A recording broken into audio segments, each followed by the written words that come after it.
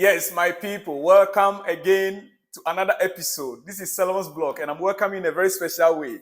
A very good and great morning to you. In Africa, in Asia, it's in the evening. In Europe, it's in the morning. In America, you are in the night. Or no, it's in the dawn. Yeah. Well. Welcome back to the channel, Solomon's blog. It's a Champions League night. By Chelsea, we are resting. We are going to have a recovery training today. This afternoon is going to be recovery. Yesterday, the player, they had a rest. Yeah, they had a rest yesterday. Today, this afternoon, there's going to be a recovery training for the players. And preparation will begin honestly and earnestly in anticipation of Sunday's game against Manchester City, another big game. I am not scared, as always. I always say this. Playing against the big teams, I prefer it than playing against the smaller teams, because when you are playing against the smaller teams, you don't know what to expect.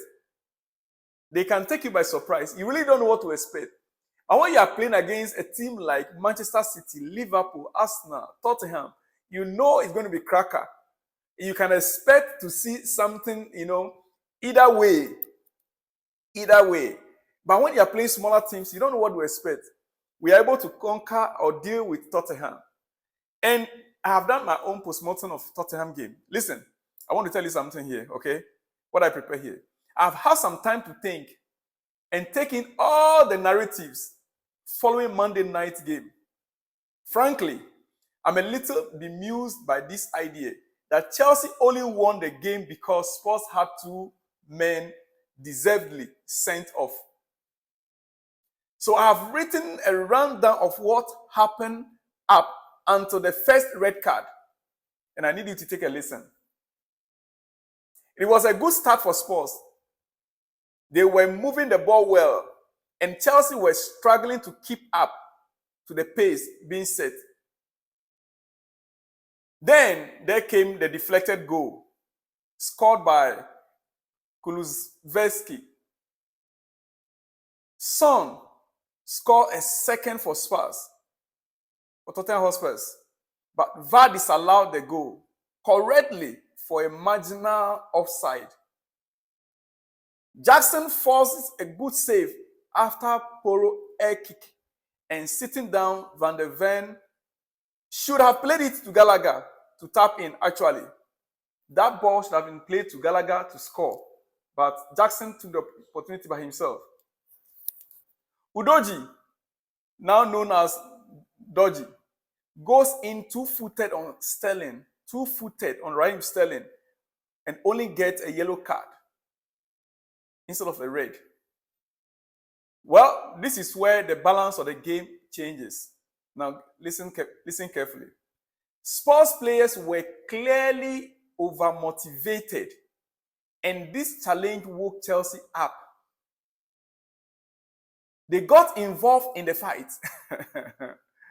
Romero kicks out at Cowell, somehow escapes a red, the first one. Sterling scores. VAR disallowed the goal after obvious and unfortunate handball, if you remember very well. Romero goes over the ball into Enzo's shin, and with an awful challenge in the area, play continues.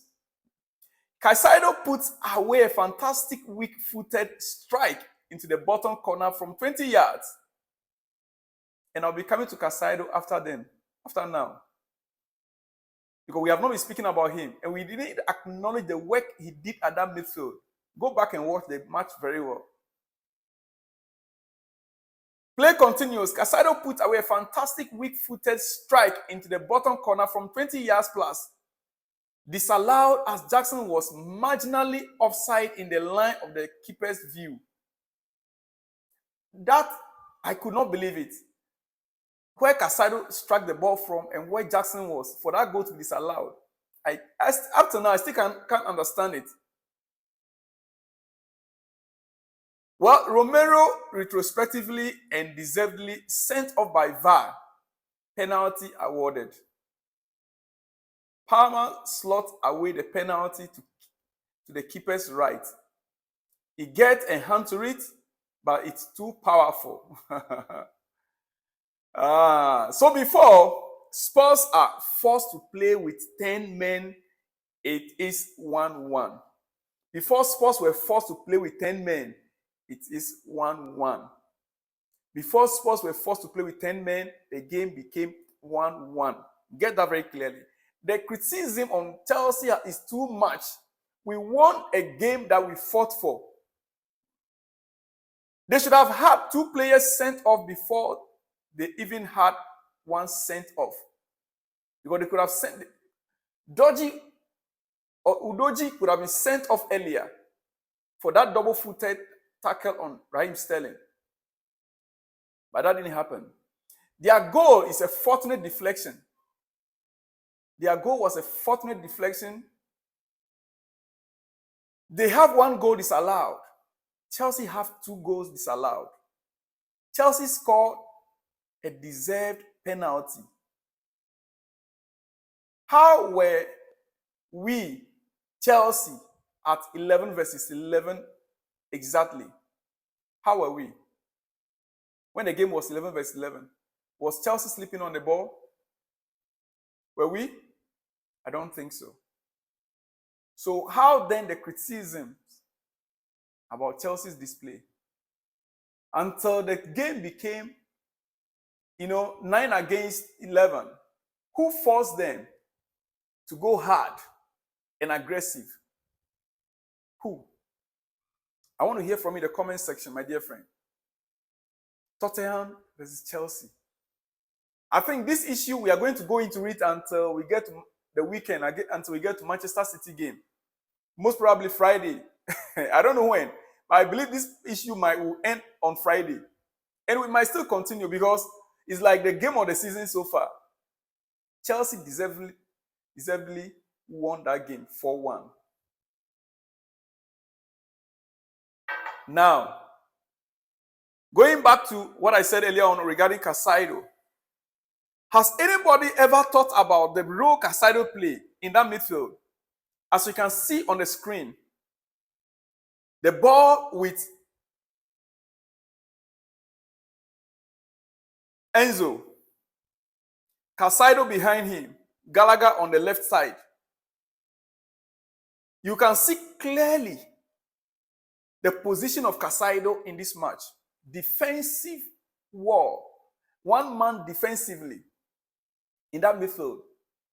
And the way our team was set up, Pochettino set up the team that any ball that Caicedo receives, he looks to the left, he looks to the right. He either releases the ball to Enzo on the right, or he releases the ball to Gallagher on the left. Now, from Enzo on the right, the ball moves to straight away to, if it's Cucurella that is on the left flank, if it's Modric on the left flank.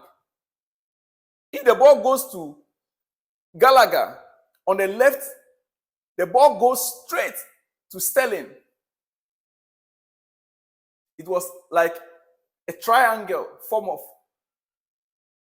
The role of Caicedo in that midfield is being underestimated. Chelsea's game plan going into the match against Tottenham Hotspur was based on midfield play. Caicedo, Enzo, Gallagher. The midfield trio, they were the mainstay of the team. The core of the team was the 3 at the midfield. Go back and watch the whole game, the entire game, and then you see what I'm saying. For me, if there's any player that we are not watching carefully, his display, or we didn't take note of in this match, one particular one is Caicedo.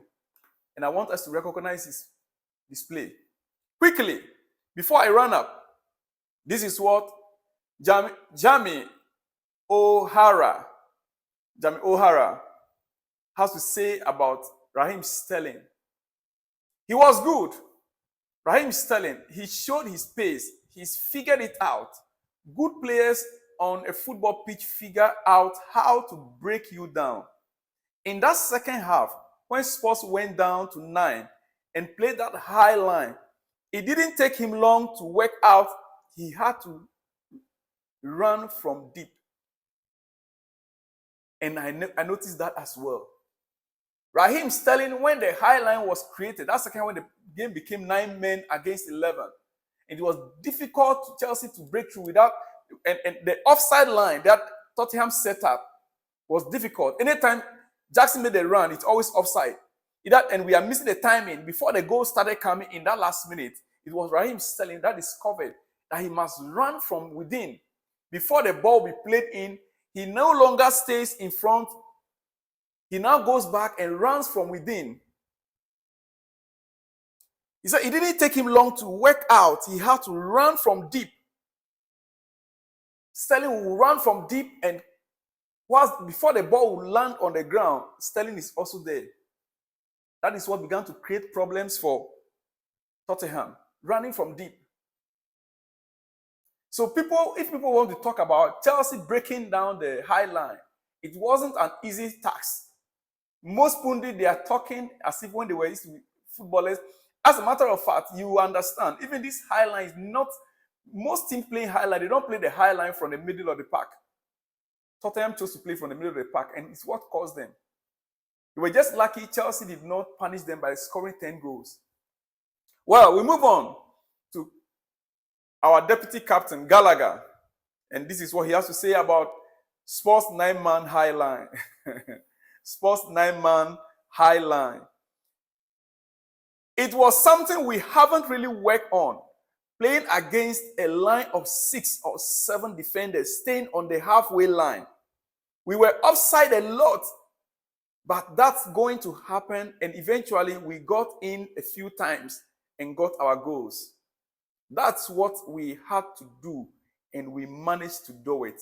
So what again is there? What again was there?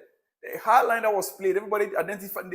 This is why people are saying that Hotspur, they played a good game even against 9-man Tottenham. Chelsea could not break through. But you have to take time for the team to discover the high line. Like he said, they never practiced that. They never thought about it. They never knew Tottenham was going to play high line at the middle of the park. Last time we spoke about the wall, breaking the wall. When you are playing smaller teams and they park the bus. This time around, the bus was not parked, but they play high line. What matters is that Chelsea, we won, and we won convincingly, 4-1. Tottenham Hotspurs, whatever it is, they are saying, we have won our game. And 3 points is in the bag. I'll see you in the next episode. But remember, our next game against Man City. Look, like I told you, Caicedo, the work he did in that midfield, he's picking, and gradually he'll be there. He begin to box the midfield very soon. Just watch out for Caicedo in our next game against Manchester City. I'm not ruling out Enzo, and I'm not ruling out the work Gallagher has done. But I want you to go back and watch that game, observe the role Caicedo played, and look at the goal he scored. Beautiful goal that was rolled out. I'll see you in the next one. Remember, it's bet winner. Bet winner. There are games we played tonight, Champions League. Like you can see the banners rolling on the screen. Yes, be part of it. Register with BetWinner and use my promo code TIM1979, TIM1979, and register with BetWinner. Use the promo code and you're going to win what? 200% bonus back. 200% bonus back. Yeah, that is what I promise you. If you use my promo code, 200% bonus back. Real Madrid is playing tonight. A lot of teams are playing Champions League games tonight. Bet on any of the teams and you win big. Right? Don't forget to use my promo code TIM1979. I'll see you in the next episode. It's Champions League night. I'll be back in the next hours. Shalom and peace.